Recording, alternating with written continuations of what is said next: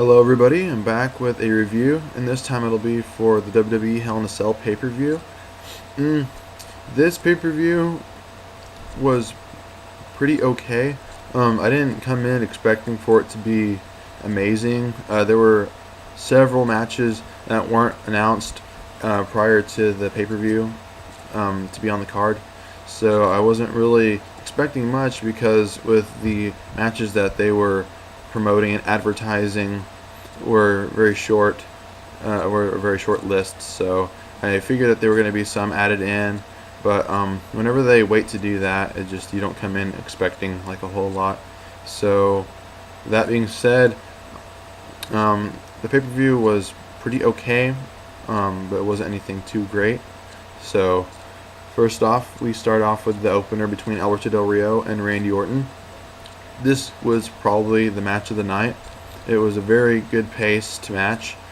Nothing in this match really drug out too long, so I like that. It was really nice. Not a lot of time wasted. Yeah, there were several good moves within the match. I would say the chemistry between Orton and Del Rio is really fascinating because whenever I came in watching this match, I didn't think it was going to be like that well, because their feud was kind of like well, for now I look at it as like a one-off kind of thing, just to give Orton something to do, to go over someone else again on pay-per-view. So, but it was a really good match, very enjoyable. I totally just like exploded whenever Alberto Del Rio went for that climb up enziguri in the turnbuckle, and then Orton ducks out of the way and then lands Del Rio's attempt of an enziguri with an RKO. So that was really awesome. That really adds in more excitement and unpredictability with Randy Orton's finisher, the RKO. So that's probably perhaps the most explosive finisher in WWE in my eyes. I knew Orton was going to win. They did a stupid statement on commentary where they had like a WWE poll, like asking all the superstars who was going to win, and then they said Del Rio, so I knew by then that Orton was going to win. I already knew that anyways. So, let me see. I predict after this, Del Rio is just going to go back to beating up jobbers in like 2-minute matches again every week on Raw and SmackDown, because he's so pissed off and he wants to get vengeance on whoever defeated him. Then the next pay-per-view match he's going to have, he'll get defeated once again. This is the same routine that goes on with Del Rio. Find something for Del Rio to do. Stop doing the same old routine with him. After that, we had the Tag Team Championship match between Team Hell No and Team Rhodes Scholars. I don't know why they call them Team Rhodes Scholars. Why don't you just call them Rhodes Scholars? Team Rhodes Scholars makes them sound like they're getting ready to head into like some kind of volleyball game, and they're gonna Team Rhodes Scholars, going for the victory. I don't know. I don't think that's just necessary. Anyways, I'm rambling. This match just dragged out just a little bit. It was kind of slow in some parts. It picked up. The ending was okay, as in for storytelling, with Kane and Bryan being dysfunctional yet again, and then they're shoving each other. They're nearly costing each other the match in some points. I thought for sure, like, they were going to cost one another the tag team titles, and I didn't think that would be good, with their reign ending short, but that wasn't to be. I think Rhodes Scholars won by disqualification. Kane kept pummeling Sandow, I believe, in the corner for too long, and then that got them the DQ loss. Sorry. So Rhodes Scholars won by DQ, but Team Hell No retains. And after that, we had a promo by Miz. They were trying to like put in advertising for this show that they're promoting, something about preparing for Doomsday. It's a bunch of stupid crap they're trying to put in there. So they had Miz being like an advertising whore. It wasn't anything too magnificent, but it was a good promo by him. And then after that, we had the Intercontinental Championship match between Kofi Kingston and The Miz. This was perhaps the second best match of the night. Really good. This match didn't drag out whatsoever. very good pace, just like the Del Rio and Orton match. Very good. The psychology with Miz trying to like wear down Kofi's knee and leg was really good. It added a nice story to the match. Then Kofi won with the Trouble in Paradise. And then after that, Matt Striker came in, interviewed Kofi, gave like a generic promo about how he's been woken up and how, there's this side of Kofi Kingston that has been brought out in a while, and now he's going to be like raring to go as the Intercontinental Champion, and he thanked everybody. It was just great performance in the ring and on the mic. They really need to do something with Kofi. A lot of people on IWC, they go, turn him heel, turn him fresh, I, for one, agree. So, just bring in something new for Kofi. Oh, and then just like one little tidbit, like something I got to complain about. JBL threw in way too many football references. Like, way too much.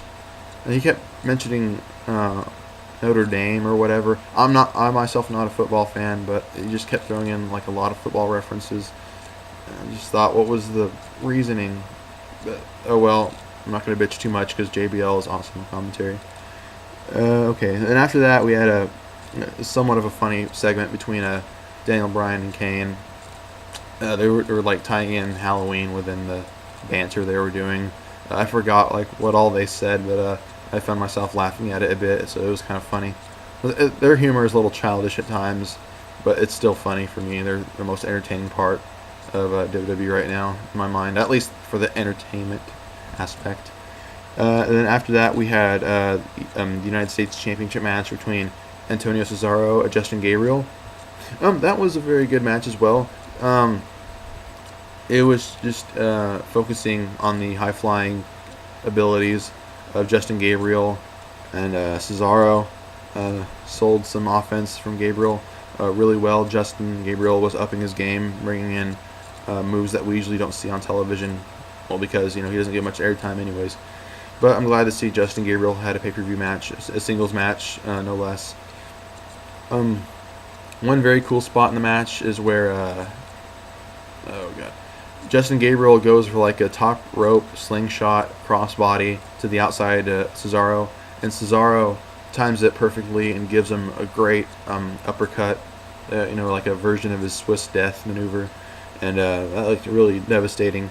Then Cesaro threw Gabriel back in the ring, gave him the neutralizer from a deadlift version. So that was really nice.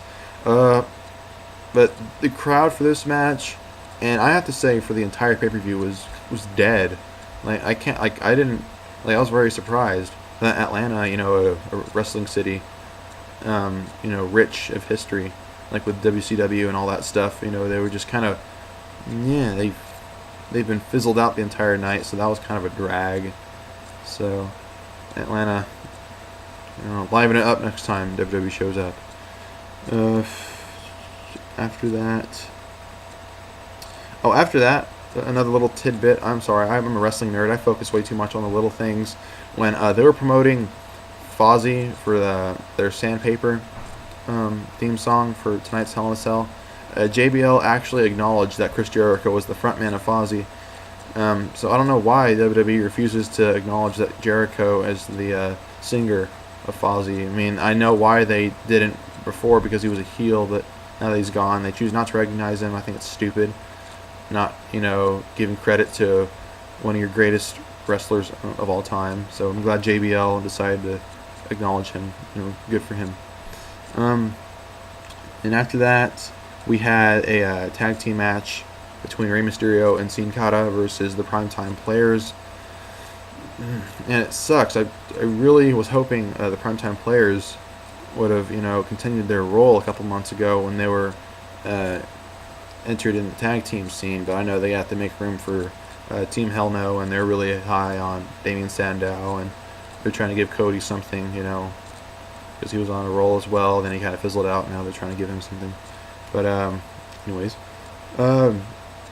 very good match. This match drug out just a little bit. I know it's like a reoccurring scene, but this one out of the matches that kind of drug out a bit was perhaps the least, maybe. It was really good. I like the offense from Titus ONeil.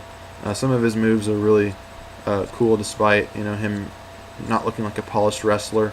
But when you're in a match with two cruiserweights like Sin Cara and Rey Mysterio, who can do like a lot of cool, innovative moves.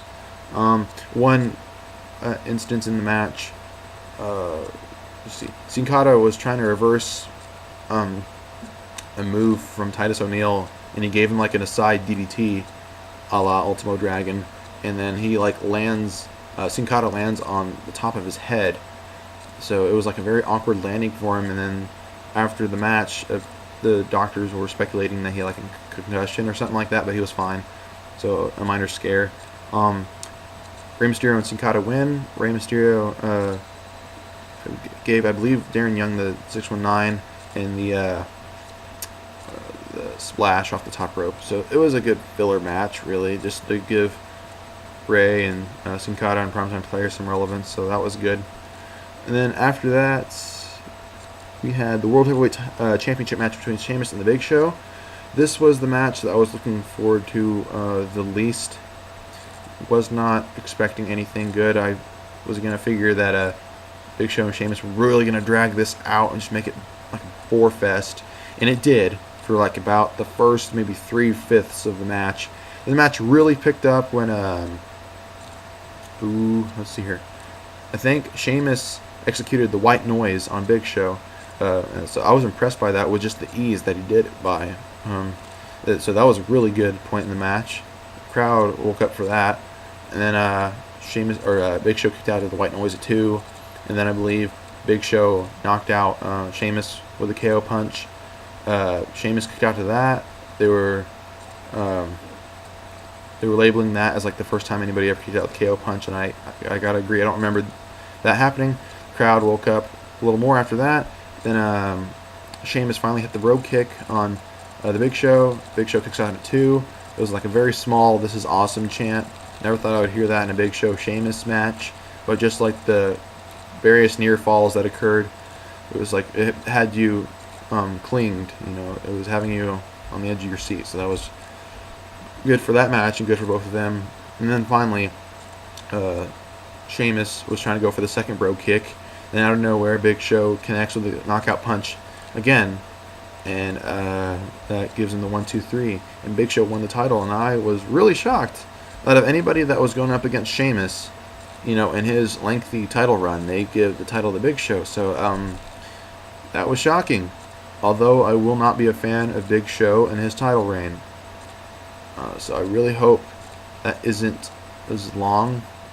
Well, not as long, but I hope it's not like longer than maybe a month or so. I'm hoping they go ahead and give Ziggler the ball and cash in for the world title. It'll be interesting to see how Ziggler is going to win the title from either Big Show or Sheamus or who else. I have no idea. So very shocking, but second half of the match, good. And then after that, we had a meaningless Ryder Santino segment poking fun at Eve, and then Santino dressed up as Lady Gaga, and Ryder dressed up as a witch to mock Eve. And after that, Ron Simmons came in and saved the segment, and then did his damn shtick. So that was the only funny part of the segment, and even that overall was just a waste of time. After that was the Divas Championship match between Eve, Layla, and Kaitlyn. This match wasn't anything spectacular. It's a Divas match, but they did try. I realized the effort that they were trying to put in. Kaitlyn was really, she looked really improved in the match, and I'm a huge fan of Kaitlyn since her NXT days, and I've been like vying for like a push for Kaitlyn. I mean, she could be something because she has the look, she has the physique, and she's very, very beautiful. So I mean, it's like a no-brainer to me. But they are hooked to Eve because of her media appearances. That's the only reason why she's really the champion right now. And during the match, Kaitlyn gave Layla the Stratis, and I thought that was like the most notable part of the match. I was like, whoa, that's, I don't know, weird. I mean, I don't know. Kaitlyn, I guess, bears a tiny resemblance to Trish Stratus, although she's like very muscular and perhaps hotter in my opinion. I don't know. That was weird. Why did I say that? So yeah, Eve won with a senton bomb off the second rope after Kaitlyn gave her like a leg. I think gave Layla a gorilla press into like a backbreaker. That was kind of a cool move. So Eve won. I would rather much have seen Caitlyn win. And then last but not least was the WWE Championship match between CM Punk and Ryback. The match was a bit shorter than I thought it would be. They tried to squeeze in a lot of things within the match. Within the match, Ryback looked good. CM Punk looked good. Everything flowed out kind of okay. I wish there was a little more physicality involving the Hell in a Cell, but I think within the match, or maybe after the match, CM Punk I think was bleeding on the back, like on his back. So I guess that's physical enough. But I wish there was a little more involvement with weapons and outside carnage and stuff. So, but overall it was good, but not the best. At the end of the match, Ryback connected with his meat hook clothesline, and then was about to give CM Punk the shell shock. And then Brad Maddox, the referee, the new one, was like, stop. And then to Ryback, and then Ryback was stunned. And then Brad Maddox gives Ryback a low blow. I don't know why I'm motioning it. You guys know what it looks like. He gave Ryback a low blow, and then CM Punk went in for a very quick schoolboy, and then Brad Maddox ran over and then went on top of Punk to make sure that the schoolboy was successful. So CM Punk retained. Yay. So it continues his reign after 343 days. And then Ryback was incensed, and then did a very cool spot to where he had Brad into a gorilla press from inside the ring, and then threw him to the cell. And then after that, Ryback was chasing CM Punk to the top of the cell, and then they were on top of the cell, and the crowd was in awe, and so was I. And then Ryback shell shocked CM Punk on top of the cell, and that was a really cool moment. So they made sure not to make Ryback look weak, but they also wanted to make CM Punk retain his title, which I am a huge fan of. I may do a video about that in the future, but I'm very glad CM Punk retained.